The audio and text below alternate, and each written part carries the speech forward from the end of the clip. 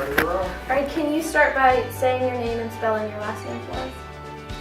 Robert, J-R-C-C-A-R-C-E-C-I. Or Roberto Giovanni Arceci, which is the right way to say that. Finding a cure for childhood cancer for me really has to do with a response of sitting and watching children suffer, whether it's from cancer or other things. But the children with cancer, to me, have always been an extraordinary group of people. They didn't do anything to get their cancers. They just have this unfortunate thing happen to them, and it brings their whole families and extended families and communities right to them. You only have to sit with a child who's been newly diagnosed, or who's gone through cancer treatments, or who's not doing well and is dying from their cancer or their treatments too, that it just makes such an enormous impact on you that it's one of those things I don't see how you can walk away from. In June of 2015, the world lost a cancer research pioneer, thought leader, and a kind, beloved humanitarian. Dr. Robert Arceci, a member of the St. Baldrick's Foundation Board of Directors and chair of their Scientific Advisory Committee, was killed by a hit-and-run driver while on his way to work at Phoenix Children's Hospital. Dr. Bob's passing has left a huge hole in the childhood cancer world, as well as in the hearts of the many families that he helped. His accomplishments are too numerous to mention.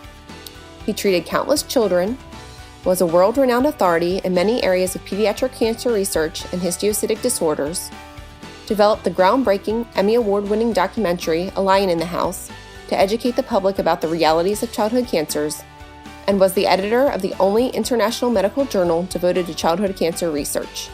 Throughout his career, he held faculty appointments at Harvard Medical School, Boston Children's Hospital, Cincinnati Children's Hospital, Johns Hopkins Hospital, and Phoenix Children's Hospital. In 2015, just a couple of months before his death, he was named the Healthcare Leadership Awards winner for Physician of the Year. But what made Dr. Bob truly remarkable were his kind, caring nature and his never-ending devotion to his patients and their families. Despite being one of the most brilliant, accomplished, and probably busiest people the world ever knew, Dr. Bob would take time to call his patients' families from halfway across the world just to check on them, make middle-of-the-night calls to the doctor's own service when his patients were at their worst, and had the ability to talk parents back to sanity when they were at their breaking points. He was never too busy to show up at a party, even if he had just flown in from Paris, or to be a guest speaker at our very own Baltimore Heroes St. Baldrick's event. He went above and beyond for his patients and families, and never seemed too busy to listen or lend a hand on a complicated case.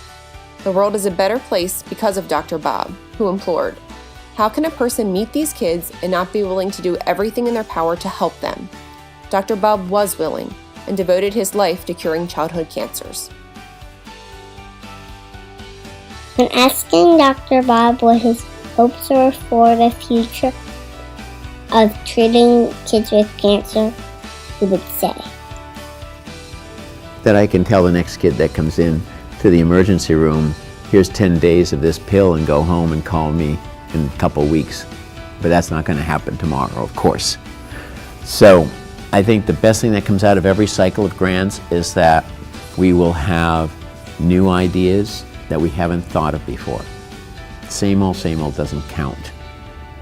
In honor and memory of Dr. Bob, who was a leader and orchestrator in the care of our very own Allie Jarkowitz, we have decided to bestow an annual award to an extraordinary individual who embraces the mission of the St. Baldrick's Foundation and, like Dr. Bob, goes above and beyond to raise awareness and funds to beat these horrific diseases and to give increased hope to those who will be faced with childhood cancer in the future.